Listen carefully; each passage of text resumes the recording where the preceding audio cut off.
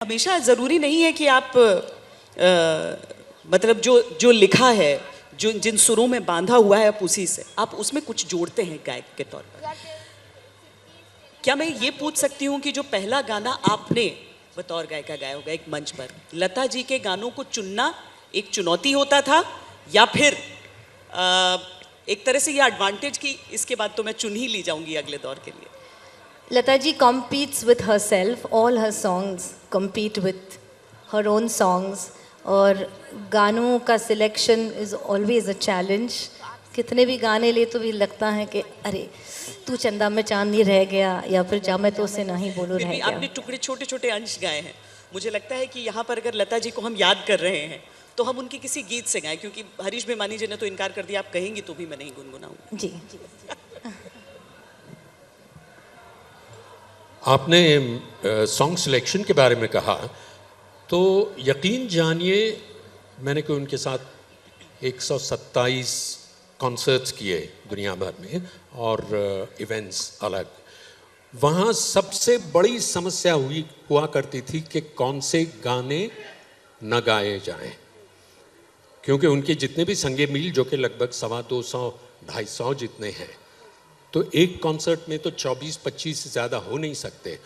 तो उसके लिए जो जैसे आजकल इवेंट प्रेप कहते हैं, प्रेपरेशन, तो हमारी सॉन्ग सीक्वेंस मीटिंग्स होती थी. उसमें कितनी बहसें होती थी कि शुरुआत किस से हो, इंटरवल किस से हो, क्लाइमैक्स किस पे हो और एंड किस पे हो.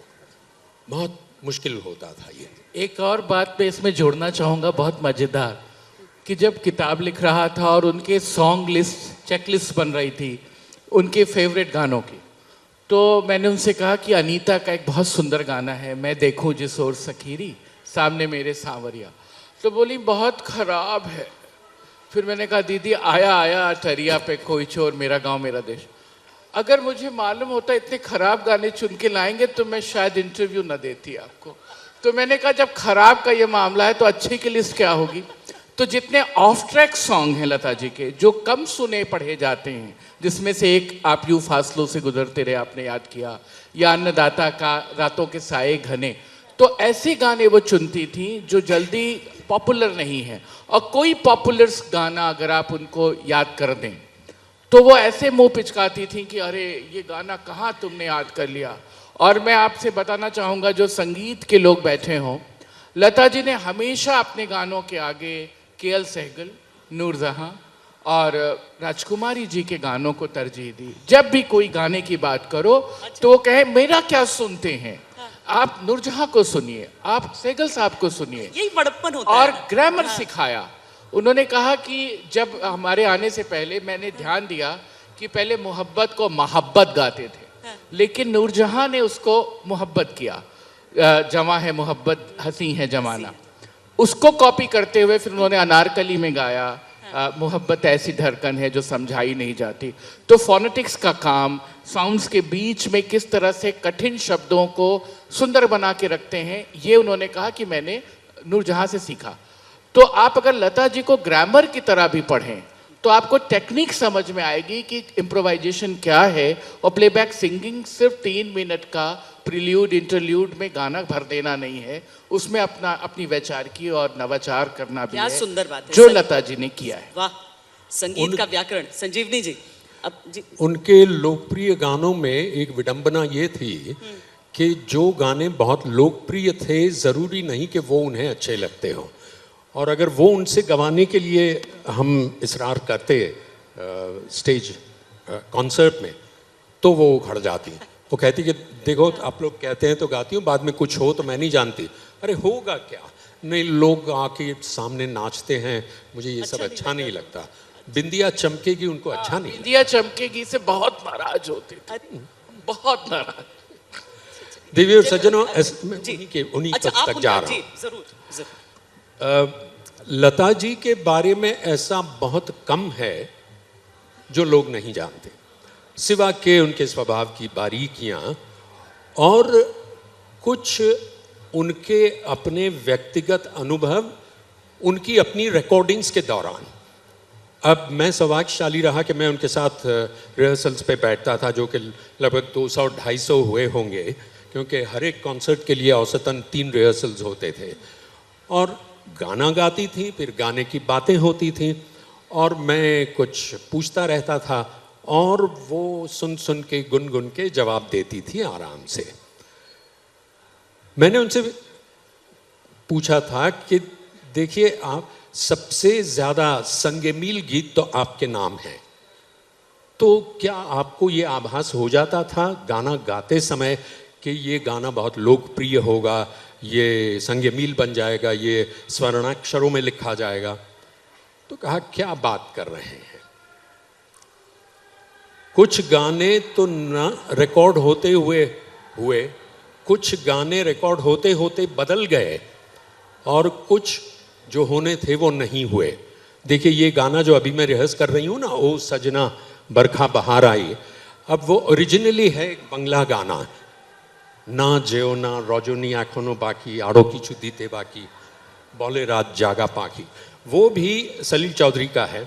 वो गाना जब कलकत्ते में रिकॉर्ड हो रहा था तो रिकॉर्डिंग के लिए सब गए, लेकिन सलील चौधरी जिन्होंने गाना लिखा भी था वो आश्वस्त नहीं थे। उन्होंने कहा नहीं, अच्छा नहीं है, ना ही म्यूज़िक कंपनी वालों को अच्छा लगा। लेकिन लता जी ने कहा, पता नहीं क्यों सिर्फ वो मुखड़ा सुनकर मुझे वो गाना बहुत अच्छा लगा। तो खैर दूसरे दिन फिर आए और सलील दा ने कहा कि मैं तुम्हें कुछ नया देता हूँ। तो कहा, नहीं दादा, पहले वो तो कर लीजिए, वो भी करूँगी, दूसरा भी। और उन्होंने तभी के तभी 2 अंतरे लिखे, तभी के तभी अरेंजमेंट की, ऑर्केस्ट्रेशन किया, और वो गाना हुआ। और फिर वो परख में बिमल रॉय ने लिया।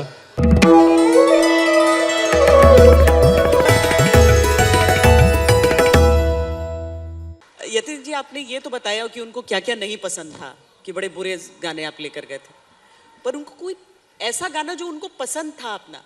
मुझे लगता है कि लता जी जिस तरह से बनी हैं, एक रिग्रेट रहा उनको जीवन भर कि मैं शास्त्रीय संगीत ठीक से गा नहीं पाई, उसकी तालीम नहीं ले पाई। अच्छा। ये हमेशा कहा उन्होंने।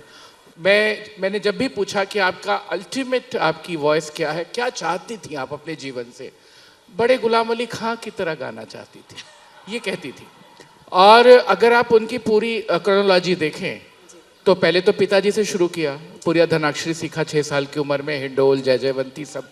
फिर अमानत अली खां देवास वाले और अमान अली खां भेंडी बाजार, फिर पंडित तुलसीदास शर्मा से सीखा। जो मैंने समझा 10 सालों में उनसे बात करते हुए, उन्होंने तमाम जगहों से चीज़ें बटोरी। किसी गाने में वो उस्ताद बरकत अली खां की तान ले रही हैं, मेरा साया की ट्यून बन चुकी है, तू जहाँ जहाँ चलेगा मेरा साया साथ होगा। और गलती से मदन मोहन जी और लता जी चले गए हैं एक कंसर्ट सुनने उस्ताद अमीर खां का, और वहाँ नंद में गा रहे हैं, ढूंढो बारे सैया तुम्हें सकल बन बन। लौट के आती कहती इसको नंद पे बना दो। वो कहती हैं तुम्हारा दिमाग खराब है, अब हम उस्ताद अमीर खां की बंदिश पे बनाएंगे। तो बोले मेरे दिमाग से जा नहीं रही है बंदिश, अब मुझे नंद ही बैठा हुआ है। और बाद में लता जी और मदन मोहन जी फिर उसके प्रभाव में आकर के तू जहाँ जहाँ चलेगा गाती। हमेशा कहती थी कि केसरबाई केरकर की तरह की आवाज़ होनी चाहिए, और गानों में जो गतियां हैं, जो इलेक्ट्रीफाइंग मैनर है, 3 मिनट में जो स्पार्क दिखता है, वो यामिनी कृष्णमूर्ति के डांस की तरह होना चाहिए। कि मैं यामिनी जी को देखती थी तो एक स्टेप से दूसरे स्टेप में जैसे वो फ्लाइट लेती हैं, आप लता जी की फ्लाइट देख लीजिए। मैं उनको अंतरों की गायिका कहता हूँ।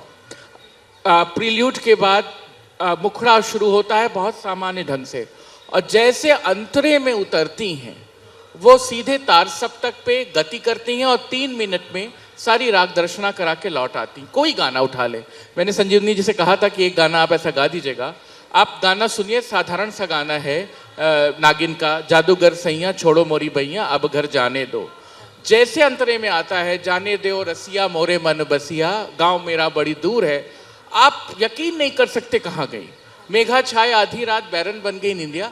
आप जब लाइन आती है, सबके आंगन दिया जले मेरे आंगन जिया, हवा लागे शूल जैसी ताना मारे चुनरिया। मतलब गानों के उदाहरण क्या कहें, जो भी गाना उठाएं लता जी बिल्कुल ऐसी चपल गति से जाती हैं। और जो पहले बाइयों को ये मुकाम नहीं हासिल था कि उनके गाने रिकॉर्ड में नहीं आते थे। तो 3 मिनट में आपको राग दर्शना करानी है और बाद में अपना नाम बोलना है, my name is Gauhar Jaan, my name is Janki Bai Chhappan Chhuri. तो वो जो 3 मिनट का 78 आरपीएम का खेल था 40s का, लता जी फिल्म म्यूजिक में 3 मिनट में पूरा पूरा राग स्पष्ट कर देती हैं। अगर किसी नए बच्चे को भीम पलासी सीखना है तो वो जा करके नैनों में बदरा छाए सुन ले और उसको स्वरूप बढ़ाएंगे। आपको बाहर सुनना, आपको पता लग जाए, आपको पटदीप सुनना, आपको पता लग जाएगा। लता जी वहाँ खेल करती हैं और जब अपने पसंद के गानों में आती हैं तो सिर्फ नॉन फिल्म मीरा भजन पे आके रुक जाती हैं, चला वाही देश और या फिर पपीहारे प्यू की बानी ना बोल। मैंने उनसे कहा कि आपका मीरा भजन जो है हृदयनाथ जी के म्यूजिक में, उसमें सबसे सुंदर है सखीरी लाज बैरन भाई। तो बोली है तो बहुत अच्छा लेकिन बहुत दर्द है उसमें। और मैंने कुछ गाने चुने थे, मैं उनसे डिस्कस कर रहा था। दुनिया में हम आए हैं तो जीना ही पड़ेगा, या औरत ने जन्म दिया मर्दों को, मर्दों ने उसे बाजार दिया, या मिट्टी से खेलते हो बार बार किस लिए। तो बोलती हैं कि ये सब गाने इतने दर्द भरे थे कि मैंने इसी तकलीफ में फिल्में नहीं देखी। साधना फिल्म उन्होंने देखी नहीं कि औरत ने जन्म दिया मर्दों को गाने के बाद वो बहुत दुखी हो गई।